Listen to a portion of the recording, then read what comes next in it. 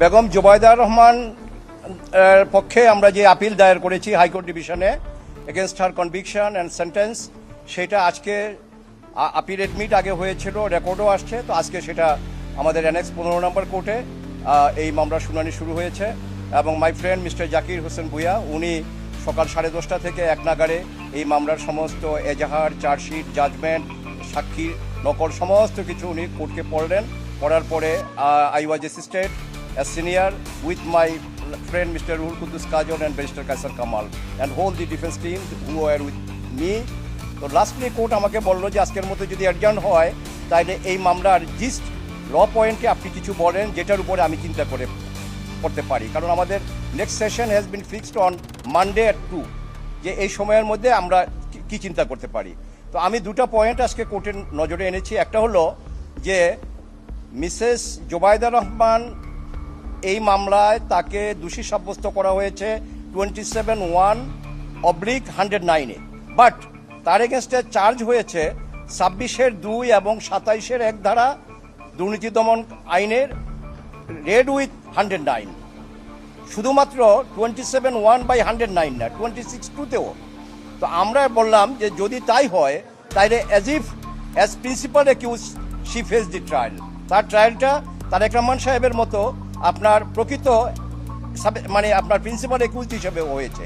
যদি সেটা হতে হয় তাইলে তার উপরে নোটিশ জারি করতে হবে। কিন্তু অ্যাডমিটেডলি এই মামলায় অ্যান্টি কারাপশন থেকে তারেক রহমান সাহেবের উপরে যেই নোটিশ, সেটা আমরা দেখেছি যে থ্রু জেলখানায় এটা মানে জেলখানায় ছাড় করা হয়েছে এবং উনি এতটাই ল অ্যাবাইডিং, তখনকার নিয়মে 7 দিন, এই 7 দিনের মধ্যেই কিন্তু উনি প্রপার্টি স্টেটমেন্ট জমা দিয়েছেন জেলখানা থেকে। বাট বেগম জুবাইদা রহমানের উপরে এই মামলায় কোনো নোটিশ সার্ভ করা হয় নাই, কিন্তু একেবারে রায় পর্যন্ত ওনাকে 26(2) এবং 27(1) ধারাই ওনার বিচার প্রক্রিয়াটা চালিয়ে গেছেন।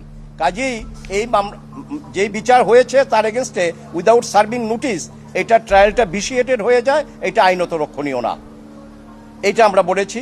আর আরেকটা যেটা সেটা হলো যে তারেক রহমান সাহেবকে এই মামলায় যে আনা হয়েছে, এখানে যেই প্রপার্টি উল্লেখ করা হয়েছে এই প্রপার্টিগুলো আইন বলতেছে 27(1) of the anti corruption commission act 2004-এ এটা স্পষ্ট যে শুধুমাত্র properties acquired disproportionate to my known source of income এটা হলেই হবে না, that properties shall have to be acquired in a illegal means, অসাধু উপায়ে অর্জিত হতে হবে।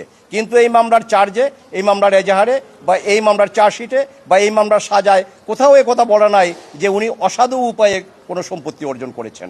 কাজেই আইনের দিক থেকেই আপনার এই মামলাটা রক্ষণীয় না এবং এই জাজমেন্টটা টিকতে পারে না। Up to this extent we have submitted today before the honourable court.